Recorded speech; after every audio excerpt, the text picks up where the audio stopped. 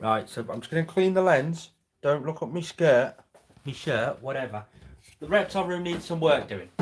This is a live stream, so I'll say hi to everyone as and when they come on. But we've got, I mean, it looks pretty good like this, doesn't it? It's like, yeah. Should we move the camera just a little bit further away? So it did look good, didn't it? Oh, that's the light box that shows the light. Yeah. So we've got that big enclosure. We've got this big tub just down here. There's loads of things we need to do. We just got to really organise the reptile room. I mean, look down here. All this stuff. It's not junk, it's stuff. We've got all that sort of stuff there. We've got this mammoth thing just here. We've got to sort out all the animals, just sort of do bits and pieces. Granted, I'm not going to be around for too long. How's it going, Michael? Is it Michael Jones? I can't read. Yeah, hi. We've got loads of stuff to do. The green tree python keeps scaring the living hooby-doobies out of me. You can see him sat there. He looks like he's a bit... He's not. He's fast asleep, that's all. The little donk is in the middle of his shedding process, but he's a lazy shedder. So, not last night, the night before, he got the shed off his face, halfway down his neck, sort of that far away from his face, and he's sat there like, there we go, I'm done now. That's it, I'll just find somewhere nice to sort of snuggle up. Snuggled up on top of one of the plants, and he's just sort of sat there now. His whole body is still in shed, except for this headpiece that he just peeled off. Now, he's moved around a little bit and he's ripped that piece off, but he's still sat there. Look, I'll take you over there because he's a donk. I really need to do this. This is one of my future projects, is trying to get a little bit more, what's the word? Life in this enclosure with the plants and stuff like that. I mean, boof. There he is. Look at him, sat right up there with his head tilted to the side. See how he's shedding? Well, that's just solely because he's lazy. He didn't want to shed it all off in one go. He just sort of got the head off and then just sort of sat there right on top of one of the plants. I was like, it's a pain. But I still need to get some more plants in there. I've got some more plants up there underneath the grow lights that are up there. Mushu is enjoying his last week in his enclosure because he's got this big project that's coming on. That's a 3 foot by 3 foot by 2 foot, I think it is. I mean... It's absolutely mammoth, but that's a big one we're building. Full background build and just loads of stuff. And don't get me wrong, this isn't staying in there. That's probably not staying in there. That's not staying in there. Jerry, he's not staying in there. Mushu is the Calyx versicolor. There he is up there. Now, he's got a great story behind him. He was a reptile rescue. Oh, yeah, Diego. You okay, mate? Yeah. Oh. Mushu over there, he's bouncing around like a lunatic. He was a reptile rescue. TM Reptile, Mike Webster.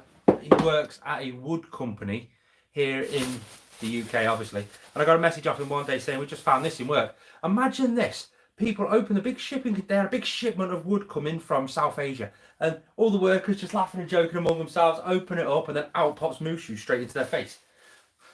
Police turned around and said, now this is the case with a lot of reptiles that mistakenly come to the UK. The police say, well, it's not a threatened species. We don't actually know what it is, but we're just going to say it's not a threatened species. We're going to destroy it unless you want to take it. So hence why we've got Mushu. He came in a shipment of wood. We've got Wish up there. That's a Chinese house gecko. Again, that came in a shipment of mangoes. And it's amazing how often that actually happens here in the UK. We just get loads of things come in.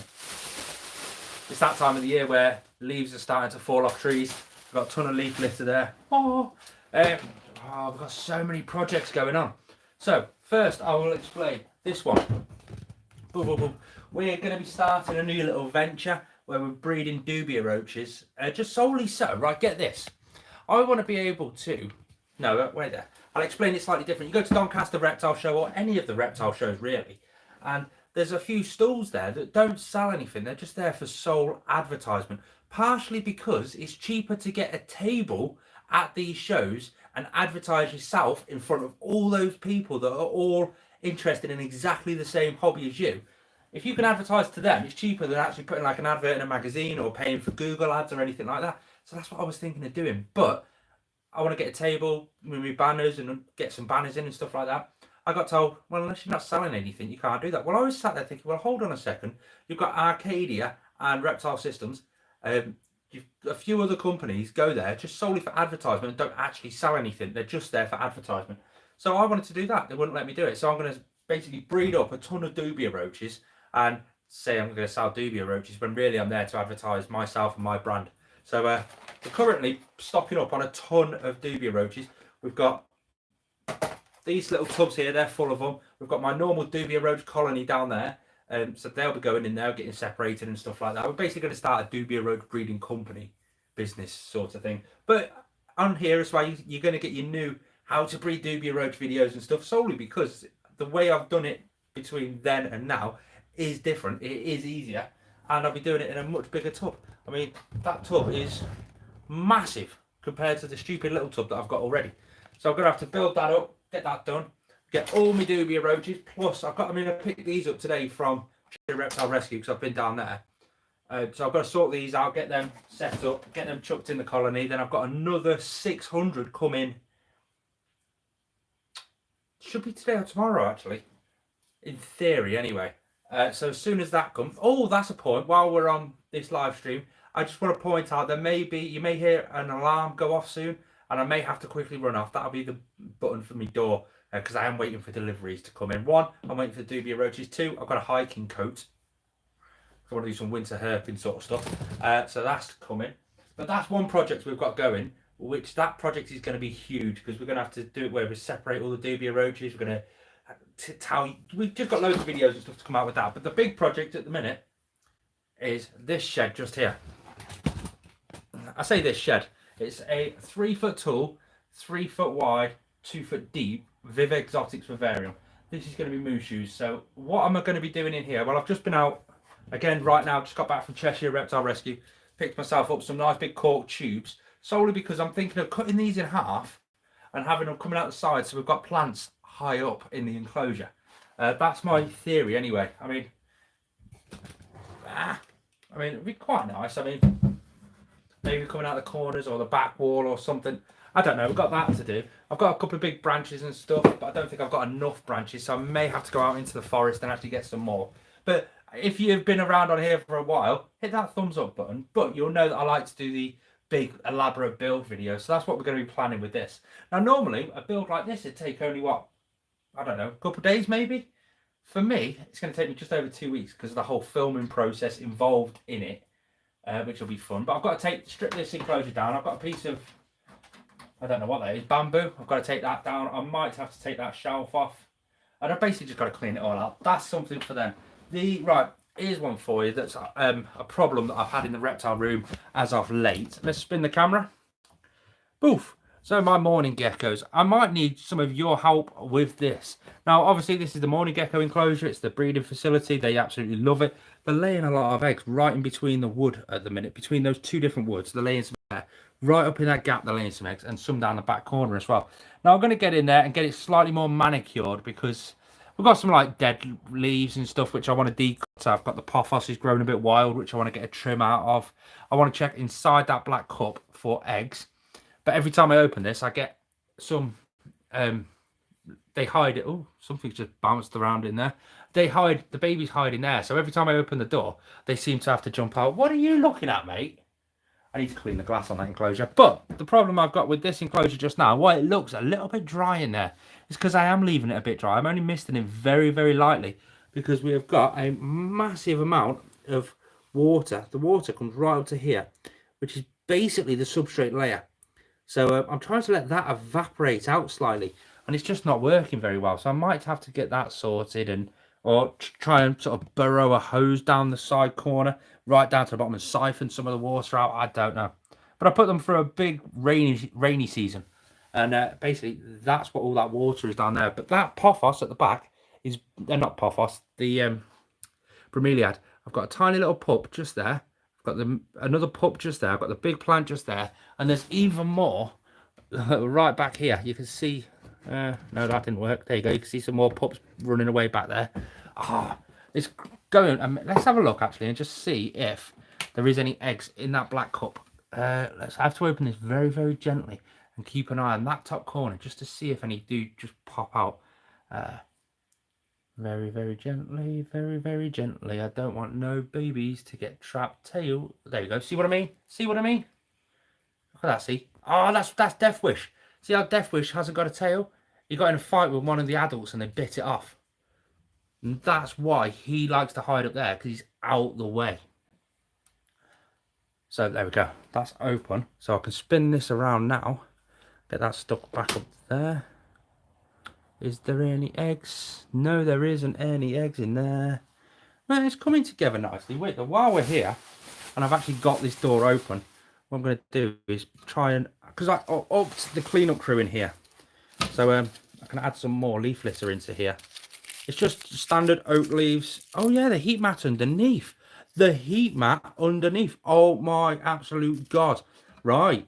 That... Oh, how did I not think of that? Who actually said that? I've just caught a glimpse of it right now. Tomakas. Tomakas, you are an absolute star. That is an absolute perfect idea. To the point where I'm going to do it right now. Because, right, where have I got one? I'm sure I've got a couple of them kicking around. If not, I should have one or two under here. Boom! Haha! Has this got a plug on? Because I tend to take the plugs off these. So that one's not got a plug on. That one's not got a plug on. What's this one? Wow, that one has. Ha ha ha ha! See, I tend to take the plugs off and use the plugs for other things. So I guess I'm going to have to start like investing in... No, actually no. I take the plugs off sometimes so I can get them... Do you know like the cables out the back of vivariums and stuff? That tends to be what I do with that. But, got one. So what I'm going to do with this one is attempt to try and fix it into place. Because I have got a big socket thing next to it. So I'll unplug the timer. Whack that in. Do you know what? I'm actually going to try it. Where's my temperature? Right, there it is. So what I'll do is, I've got my temperature cannon. Right, I call it a temperature cannon because the G word, the thermometer, YouTube doesn't like me saying that word and they would demonetize the videos and stuff. So that's what that is. So I've got it here, just plugged straight into the actual plug, and I can't really feel it heating up just yet. Oh yeah, wait there. So, I'm trying to make it so you can see the screen. There you go. I know it's backwards, but it says 83, 84. It's increasing, so we'll just leave that for a second and we'll leave that to warm up. But that's a cracking idea. If I put the heat mat underneath the vivarium, then it will heat that water up, causing the humidity to rise through the enclosure. That is a bolting idea. And it won't add any extra heat into the enclosure because it will lose all its heat through the substrate layers. Ooh, why didn't I think of that? I've been looking at that for about a week. God, I feel so simple sometimes. But, right, so this is why I like to do live streams. If you like me doing live streams, let me know in the comments and stuff like that, because shall I do more? Shan't I? I know my next video is, I'm potentially going to be changing the upload status for Northern Exotics by doing, instead of doing like loads of videos and this and that, just dead quick ones, I'm probably going to concentrate. Do you know like Serpa Designs does? He does one big enclosure video or one big video as often as he can do it. So it might be once a week, it might be once every 2 weeks, depending on the actual enclosure build. And then just go for the one big video. So, and really put a lot of effort into that one video, get it uploaded and then move on to the next one. I'm tempted to do something like that, but I might drop a few live streams before it and stuff like that. Yeah, it's all good. Right, what else? Diego's just sat down there watching us. Top tip is for water crystals. I've got big bags of the stuff. I figured if I'm going to start doing the actual Dubia roach breeding, I'll get a couple of big bags of that. But, oh, it's warming up.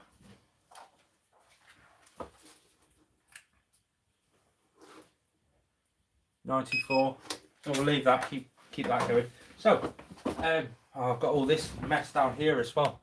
So I've got to sort out what these 2 bags of rubbish. There's like old substrates and stuff from when I cleaned out. That's a bag of substrate, which I can put that over there because that's going to be mixed in with that substrate.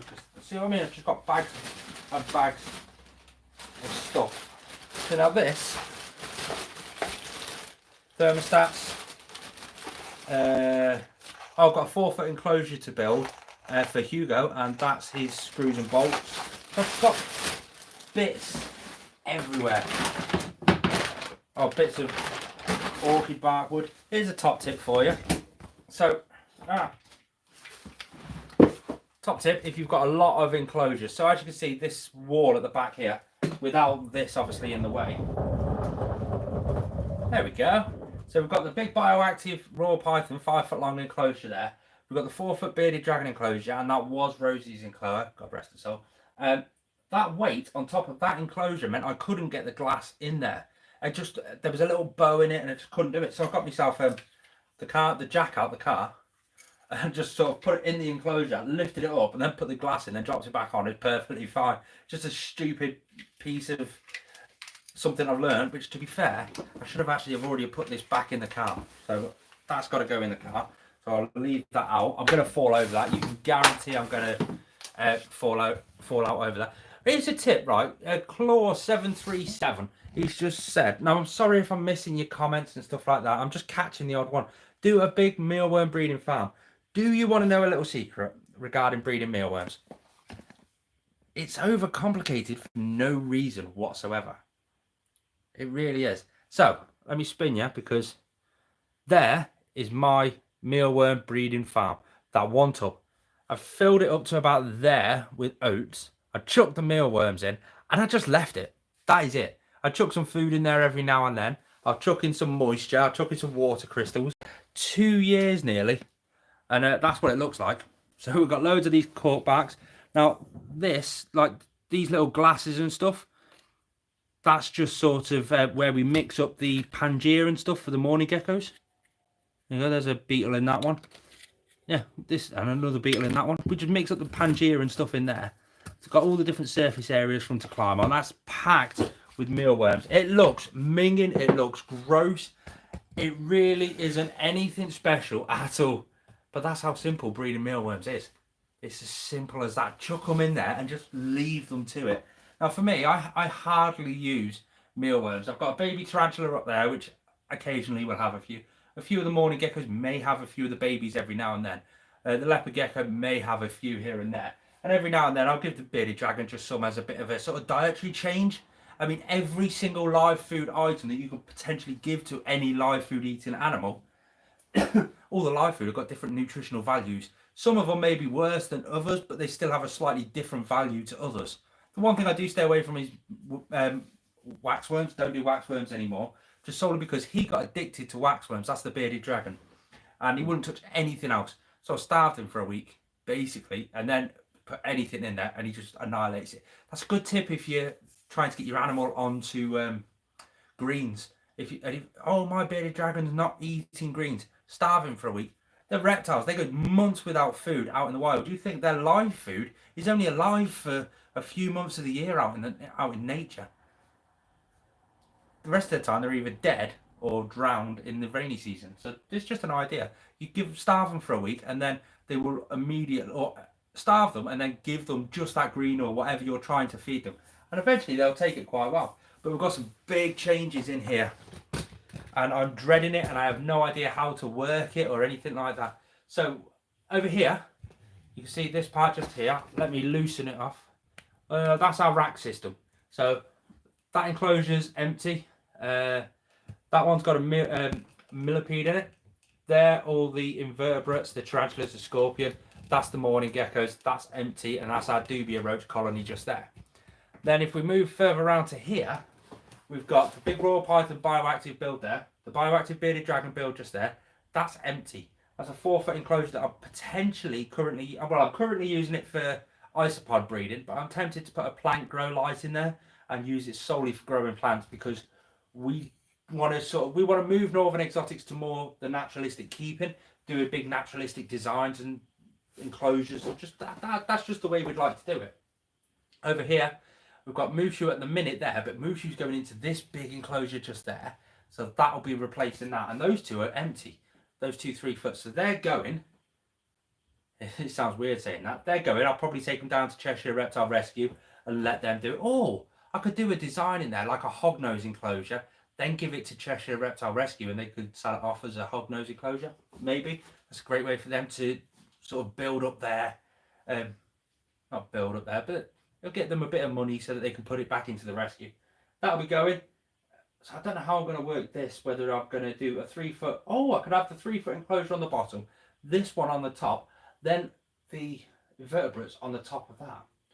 That's an idea. That'll clear up some space on the shelf. Oh, I've got that big Exoterra up there as well that's empty, the big 90 wide. That one just there. 90 wide, 45, 45. Tempted to go dart frogs in that. Tempted to. I don't know. I wonder if, right, what's your thoughts on this? So I've got my morning gecko enclosure just here. There's best part of, I don't know, 30, maybe 30 morning geckos in there. Shall I put my millipede in there? All the morning geckos are in the top half of the enclosure. Let me show you. Turn it round. Both. So all the morning geckos are in this top part of the enclosure. And it's pitch black down the back of all this. Will the millipede? Let's see if I can get him out. There he is. Come on, matey. I've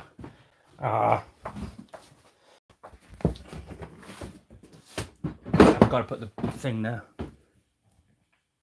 Oh. I think he's molting. Oops, he's molting. I've just disturbed him while he's half molting, so I'll leave him up there and just hope his molt goes through perfectly fine. That could have been detrimental. We'll leave that one to that. So I could put the millipede in there. Oh yeah, millipedes can climb, that's a good point. But I can't see the millipede actually interfering with the morning geckos. If anything, the morning geckos are pretty much dicks. They're probably going to pester the millipede. So that's probably where I'm going to... Then again, I don't like to cross-contaminate species. So I'll probably just leave it as is. I've got to get in there and tart it up. I've got too much sort of like dead leaf plant and stuff like that. Yeah, millipedes with crested geckos, but crested geckos are not real. Oh no, they are insectivores, so yeah. It's something I could think about. At the minute, I've got far too much to think about because I've got my Dubia colony, I've got this big enclosure colony, I've got the dart frog colony. I've got to move things around and twist things so that things fit. Because I want to get that dart frog enclosure down onto this bottom shelf, because then I'll have full naturalistic shelf down here. It'll look amazing. And it'll clear that top shelf up so that I can stick the Dubia roaches up there out of the way. Plus, with the Dubia roaches being slightly higher up, it's a bit warmer, so they'll do quite well up there. Get some more heat down this. Oh, there's so much to think about. But this is the thing with me. I think about everything all at once. All at once. It's a pain. There's not even many of the animals out and about. Mushu's up there, but we can't get Mushu out because he jumps everywhere. Yeah, one job at a time. I need to do one job at a time. Oh, let's check the heat map. See, this is the thing. It's everyone thinks I'm all like dead flighty on camera. Everyone thinks it's an act. Now, at least now you know it's not. Let's have a look. 101, 96, 88. Cool. So, happy stat map that is. It's delaminated. Is that delaminated or is that sticky back? No, that's delaminated. Can you hear it? Yeah. So I'm just going to slot that straight underneath. That's the joy with the Exoterras. They have got that little sort of leg stand sort of thing. There you go. I'm going to slide that straight underneath there. And basically just keep an eye on it over the next sort of 6 hours or so. Just constantly keep, every once an hour I'll come and put that on it and just check the temperature and stuff. I'll keep an eye on the water level. And that's on a timer, so it's 12 hours on, 12 hours off. We'll see how it goes. Oh, Michael Jones made his, Michael James, sorry. Even made Vines, yeah, the vines are great. I've got a few in this enclosure just here, and I've got one over there as well, in that one, the green tree python. But I'm going to have to make loads for inside this big Mushu enclosure. So maybe that could be a live stream that I could do soon. Ooh, that'd be fun. Get that cracked out. But for this, let's try and move you guys so you can see a bit better. Oh.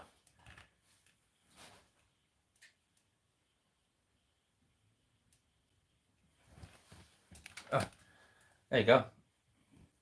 So I've got to take the cage off because the cage is far too close to that wall, and I've got a 2-inch piece of foam to stick there, and then to carve the foam to make a nice background. So I've got to move that more towards only a few inches over, maybe out a little bit more as well. I've got the UV lighting to actually get in there.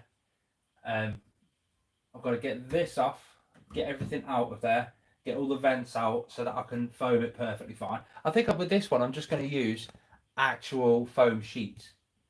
I might leave this in there because that's really sturdy, so I can use that as a ledge or a plant. Oh god, see, that's what happens when you have a reptile room. You just get dust up your nose and everywhere else.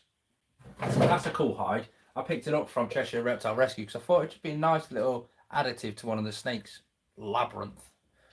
I'm probably not going to call it anything labyrinth, and I haven't really got a snake that will fit in there, but it's still quite cool, so I'll make good use of that somewhere. I got that from the rescue.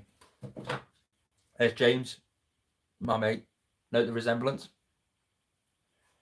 Again, it is what it is. Let's get that back in there, because the more I start pulling stuff out of there, the more I want to start cleaning it, and I really don't want to start cleaning it. I'm not that sort of, oh, happy and please, you're the first comment I've seen calling me a princess. No. Right, I need to crack on with stuff, but I've got too much stuff to crack on with. I think option number one, or the first thing I can do, is start cleaning actually. Who'd benefit from full spectrum light? I don't know. I've not really looked into that. So yeah, I've got to do the cleaning, reorganise everything, drop the Dubia roaches away. Actually, I'll do the Dubia roaches now while I'm here, because I've got them just here. Why not? Let's get that down. That's the mealworm. Come on. Dubia roach colony's too big. Oh, I forgot it's got a heat mat attached to the bottom of it, so I've got all the cables drifting off it. There we go. Hello guys. Look at them. There's just a few. Got a fair few babies in there. Oh, they're not sticking very well. This is just sort of like the...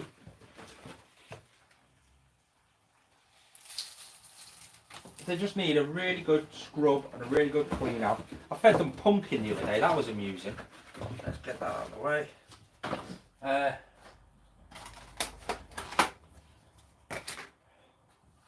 have a look and see what we've got. I just went up to the rescue and I was like, right, I'll have some Dubias while I'm here. There you go.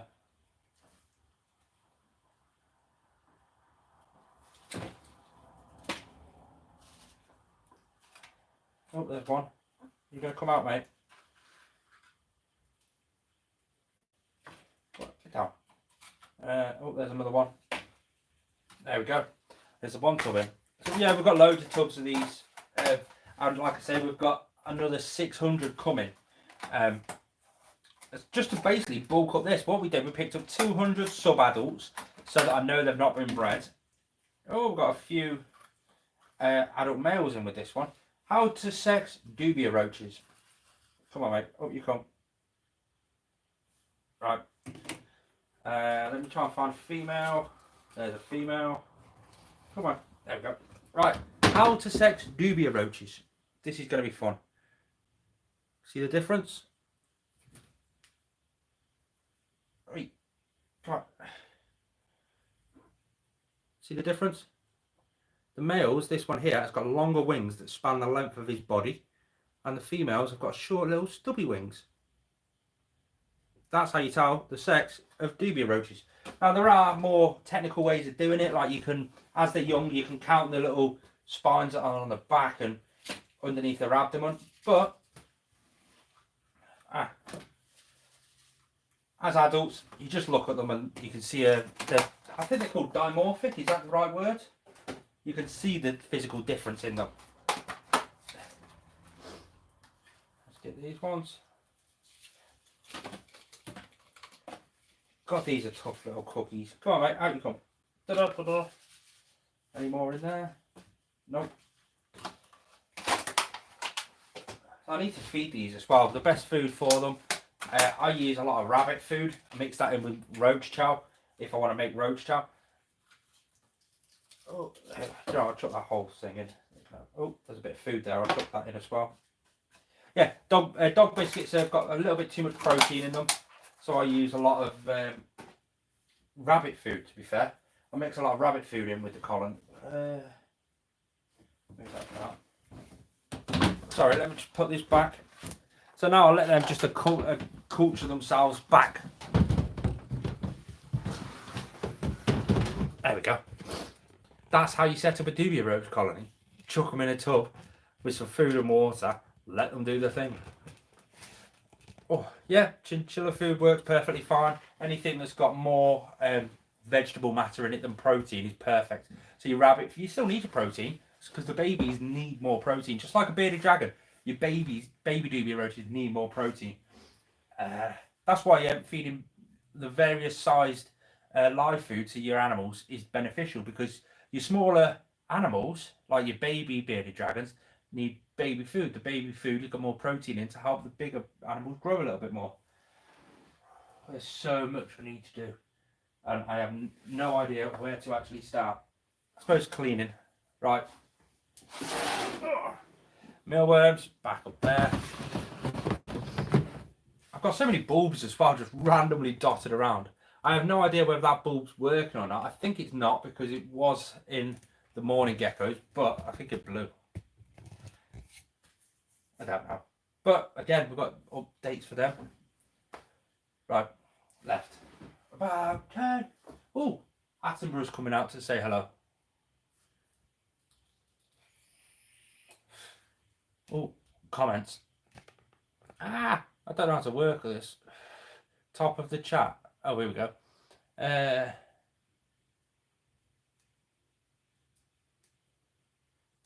can't read that fast. So for cleaning purposes, let me move you guys out of the way. Not so much out of the way, but you're going to see some wobbling. That's just the legs being extended on the tripod.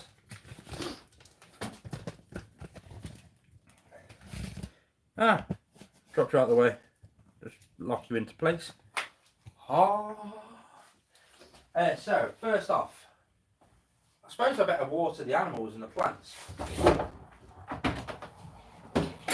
This is the part where you're possibly not going to see me do much talking. Just a bit of spraying for the animals and general bits of maintenance at the minute. So if you just want to hang around to watch, feel free to do so. Attenborough's come out, so I'll have a play with him. Not so much get him out, but just look at him. Let's try and move this light out of the way so you can see a bit more. Is that better? Can you see a bit more? Oh, right, so bit for them. Curly hair. Oh, needs his water bowl filling up. Not the curly hair, the LP. Here's a top tip for you. Let me just fill up this bowl and give him a spray. LP is the short sort of abbreviation for Lasiodorus parabana. I think that's how it says. Every time I say that, I always get like told off by people that know tarantulas more than me. It's a salmon pink bird-eating tarantula. Did you know they don't actually eat birds? They were told when they were first discovered, the people who first discovered them told the government they eat birds. It's the first tarantula that eats birds. We're going to call it a salmon pink bird-eater. They popularized the actual species, so the government would go, oh wow, we've got the first, yes, here's loads of money so you can do lots more research. It's clever in a way, isn't it? Scorpion is in the burrow. again, just fill up the water bowl and water the plant. That plant might be coming out there because it's not really doing too well. And if you freshly molt it, I'm waiting for the Asamani to molt. And I think she's trying to. She's burrowing down in various little areas. She's covered her water bowl and stuff in. Let's give it a bit of a spray for her. She's covered her water bowl up. She's trying to find somewhere to molt. And I don't think she's finding anywhere. And it's quite frustrating. Yeah. Get them and the baby morning geckos sprayed off. And there. You're fine. Mushu. And I really need to go around and like deadhead all the plants that have got like little bits of dead heads on them. That could be absolutely idealistic because some of them are looking worse for wear, but it's not. It's just old growth that's not doing too well. Give this a bit of a spray down. See that this is weird. This is in this enclosure, Mushu's one. I've not put any drainage layer or anything like that. It's only a shallow substrate. But I planted a pothos plant in there. I thought, we'll see how it does. And it's absolutely blew up and covered half of his enclosure in pothos. I don't know how it's done it, but that plant will be going in the new big one. So I'll be able to see when I actually take it out what it actually does look like. That'll be quite cool. So that's done. Right. Oh. Hey, mate. Charlie, the raw python, he's come out. He's just curled up in his water bowl. He's literally just scooted across and done that. That was fun. Come on, mate, it's your turn. I'm actually going to do you. I'll bring you around and show you all the animals once I've done this.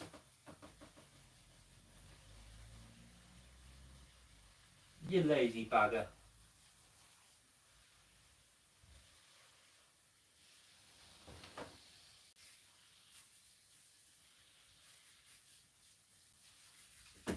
So what he's done here is the more, as I'm actually wetting him, because I decided I'd spray him, he's moving and that's helping him shed. So his shed is perfectly fine. It is helping him. It is shed perfectly. He's just lazy and not actually bothered to shed it. He got it off his head and he thought, that'll do. Lazy ass. I really need to get in here and get some planting done a bit better. Because the plants that are in there are not doing that good. Oh, what are you doing there? Get here. Whoa.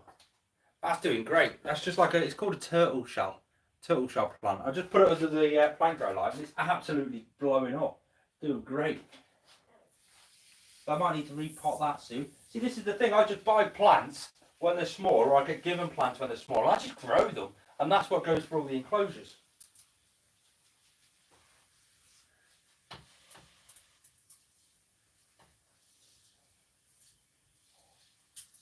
There we go.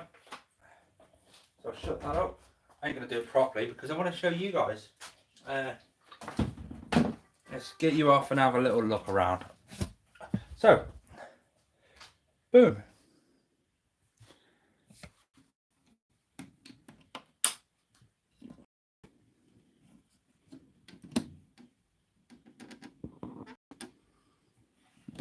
He's not comfortable, but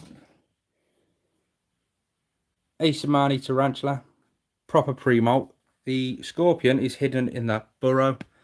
The salmon pink bird eater, you can just about see his legs poking out of his hide, which is unusual because he's normally up and out and about. Millipede just up there. This is the Chinese house gecko, Wish, and again hiding perfectly fine somewhere. There's a baby morning gecko. We've got 3 in there somewhere, but they're great at hiding, so I just leave them in there hiding. That's the Talitlicatl albipalossum tarantula. The Mushu going absolute crazy bonkers. That'll be fun when I have to get him out of that enclosure to put him into that new enclosure when I finish building it. That's just going to be fun on its own, isn't it, Diego? Isn't it, mate? There's Charlie, the super pastel yellow belly royal python, currently hiding out in his water dish. And I Attenborough. Hello, mate. Yeah, so I really need to sort of replant his enclosure, get some more plants in there, get a bit more coverage in there. It's just what I want to do. Because down here, that planter was full of that plant, and he ended up just basically going in there and rubbing up against everything to sort of shed one day, and it ripped it all to pieces. So a lot of it fell on the floor, and I left it on the floor, and it started to grow, and some of it went up there, and he started to love it, and he's just, yeah. But then he decides to sit on it while he was trying to shed. Idiot. Oh, right. What I'm going to do is actually sort out some live food for Hugo. Hashtag King Hugo. So what live food can I get for him? Oh, the buzzer. Wait there.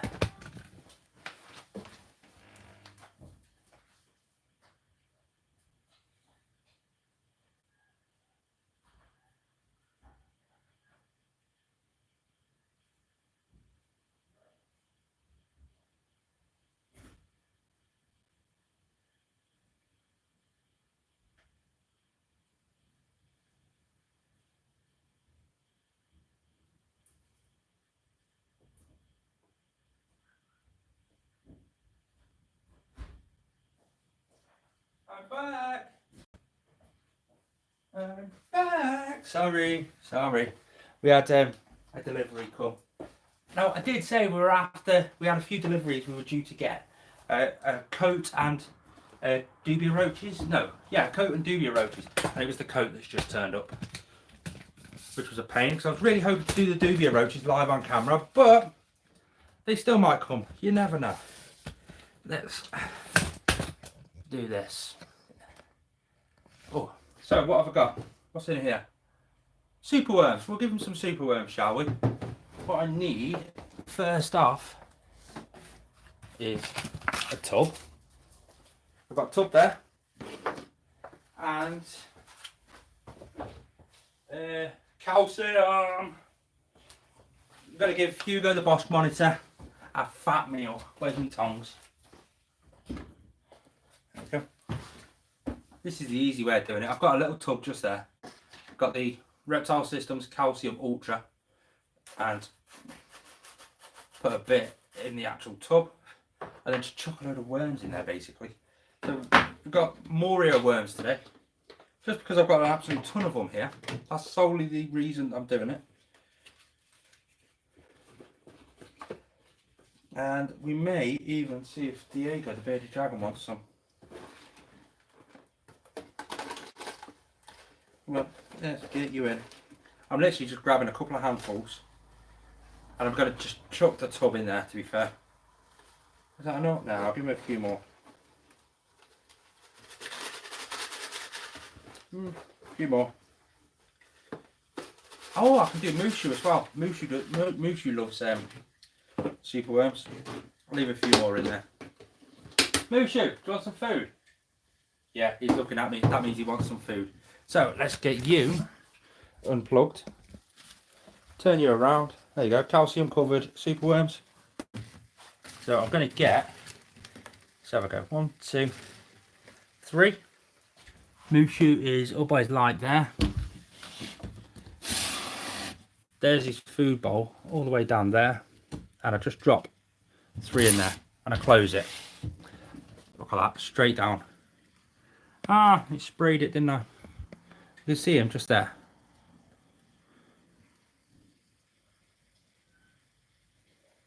Come on, mate.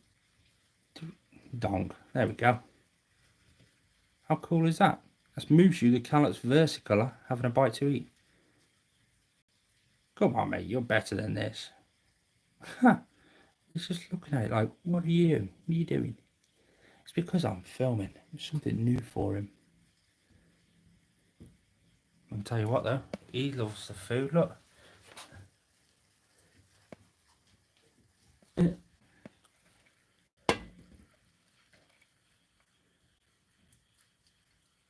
Just try to take a chunk out of it, and then that'll do for you. Do you want some, mate?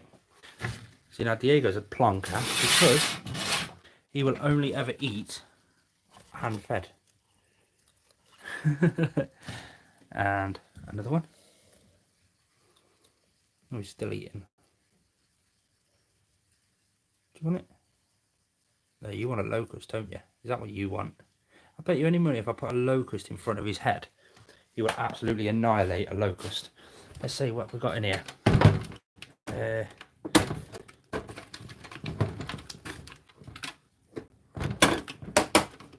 you go. Run away, locust. Locust. There you go. Straight away. Picky little get. What are you doing? You still eating? Oh, you donk. Go on, go on. You can do it. 3, 2, 1. Chomp. Yeah. Do you want another locust? This is your last locust, okay, mate? There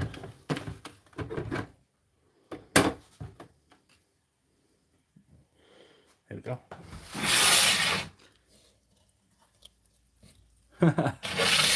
Yeah.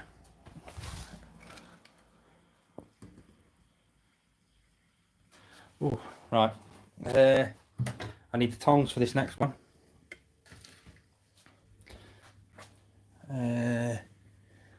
Oh, look at him.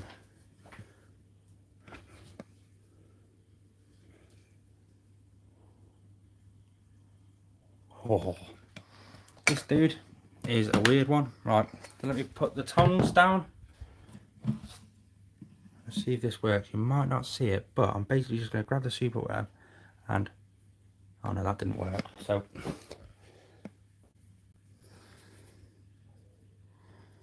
Oh, come here. There's the scorpion having a bite to eat. How cool is that? Huh.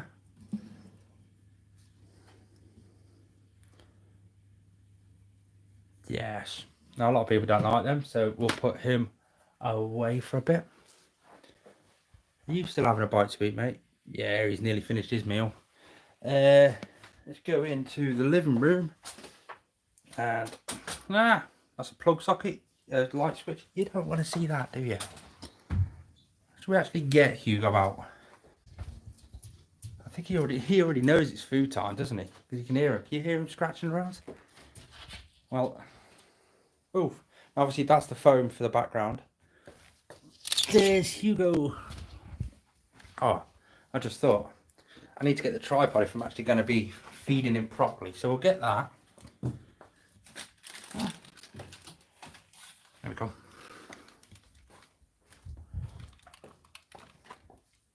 Where have I just put the food? There it is. Right. Again, you're going to, while I just set this up, it's only going to take a second. You may see it bouncing around. You may see it not bouncing around. You just may see things. I don't quite know. I need to put some food in with the leopard gecko, actually. I'll do that while I'm here.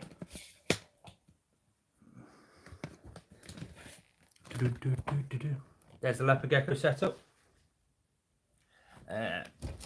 She can have 4 or 5. Just in a food bowl there. And obviously she's fast asleep underneath that hot hide at the moment. Oh god, Hugo's really playing up with this one. Let's he knows what's happening, don't you, mate? We're gonna do it like that, and I'm gonna need the cushion because that's what he uses to get out. And last but not least,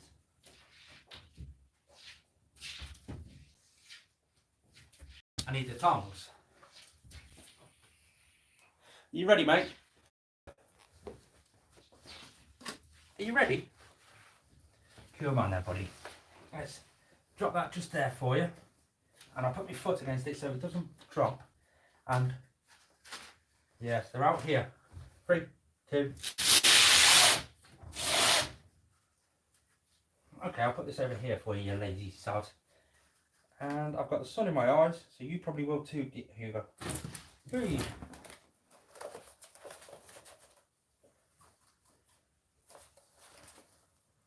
And this is what you call, you got that one, mate, feeding response.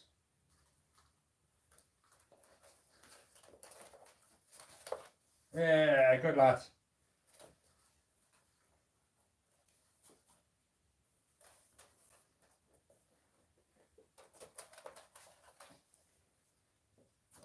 You wouldn't tell I got bit by a... Oh. Hey, good lad. See how he jumped up then? You wouldn't think I got bit by a tegu earlier, would you? Hey. Don't push it any further because you'll end up right the way underneath that foam, mate.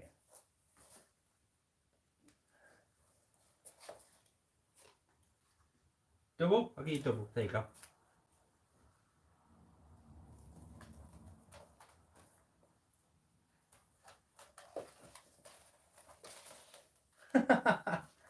Oh, you ready?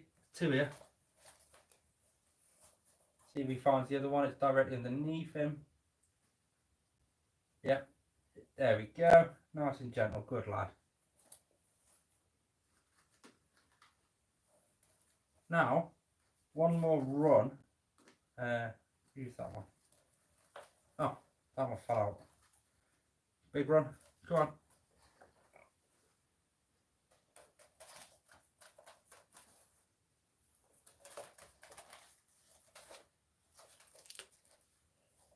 Yeah, good lad. Now, there you go. Let's see what he does if I just drop the tub down. Because while he's doing that, there's a couple of tubs in here that I want to get out. Oh, he just tips it up. You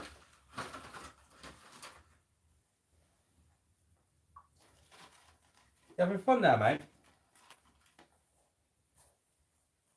that nice?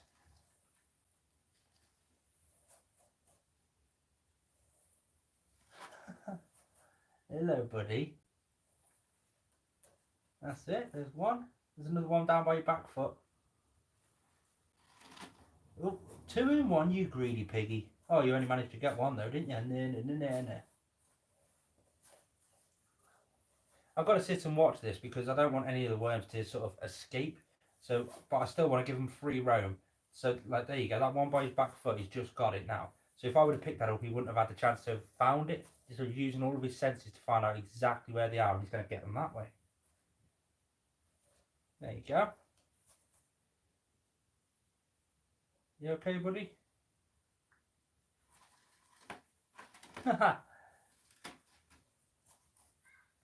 now, you've got 10 seconds. 10, 9, 8, 7, 6, 5, 4, 3, 2, 1. Right, now moving this out of the way, and now you've got to try and catch all the ones that are on the floor around you. So now you're going to try and find them instead of being lazy. Again, just adding a little bit of mental enrichment, see how he knows exactly where they are behind him. So he knew exactly where that one was without even seeing it. He just turned around and there it was. He got it. That's it. You got 2 more, mate. There you go. There you go. Another one behind you, mate. No, you can't see it, can you?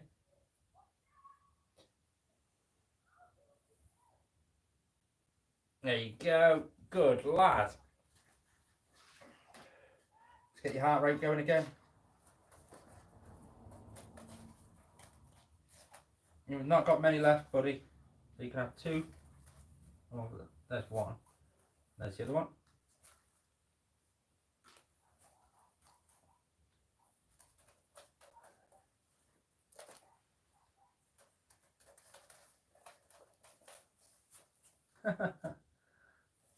Little, that's not food. Good, that's not food. The food's back here. Don't hate some piffy of me.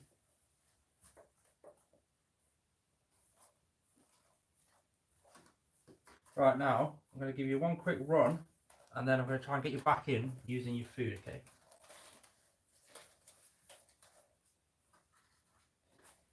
And the food, so I want him to come onto me, and then up here. So, come up, up.